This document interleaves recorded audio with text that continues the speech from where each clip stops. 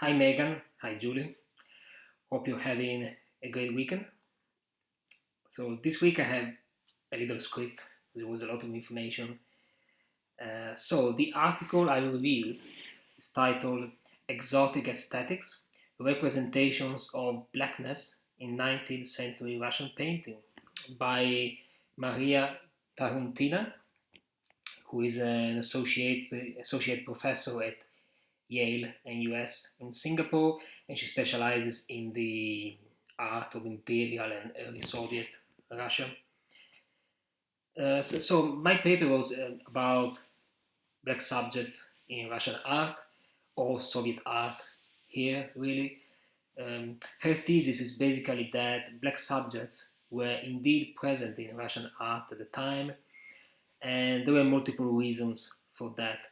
Some dictated by fashion, and others related to a chromatic interest generated in art by dark skin, of course. Since Peter the Great, it actually became more and more common to have black subjects as house servants in Russia. This was not slavery. Russian high society meant to show the welcoming and tolerating attitude, compared to other Western countries where slavery was officially allowed.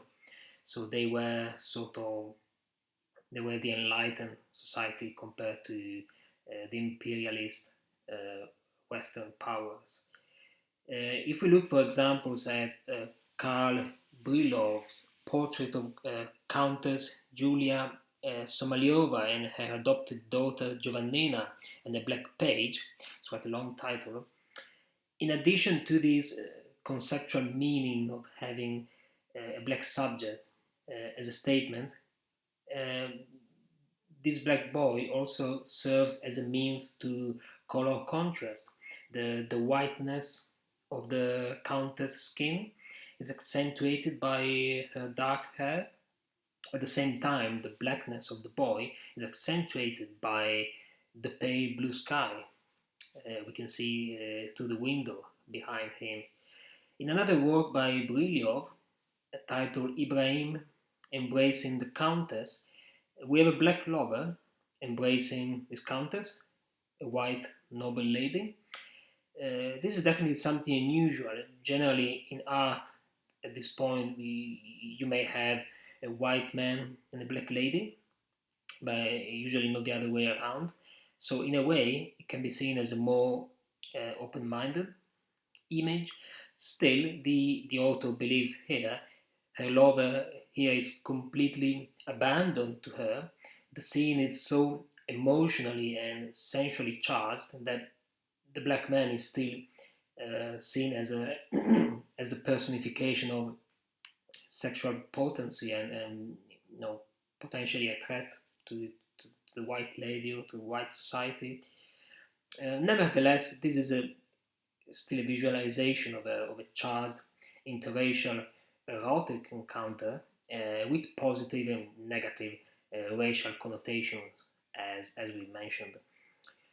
Another interesting point was how Russian artists, um, other Russian artists like Repin or Polenov, who both had the chance to travel to Paris, they were really happy to paint as many black subjects as they could because black models were way more available in Paris compared to Russia.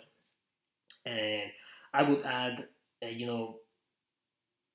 guess if you were a Russian artist and you had the chance to travel and have access to such subjects, you could go back to Russia with such paintings. They could be seen as exotic, innovative, and it could have been a way to stand out and good for business, I guess. You know, on the Russian market, why not? In addition to this, what Rapin and Polenov did, they really seemed to empathize a bit more with their subjects, at least more than the average artist at that point. They definitely added more details in terms of like facial expressions emotions, pathos that you can perceive by looking at the subjects. Um, for instance, a girl is shown as having a very introspective, sad posture and expression. They would therefore treat their subject in ways that would appear unorthodox to the usual Russian audience. So so yeah, I think that the thesis was very clear, and the author managed to provide lots of evidence. I like the formal analysis and all the iconography and iconology of these 3 or 4 paintings that the author has analyzed. And yeah, I think this was very clear. And going back to it, yeah, there were plenty of black figures in Russian art uh, for different reasons compared to what may be um, in other Western markets. So yeah, I did like the sort of diverse black twist that my articles had this week.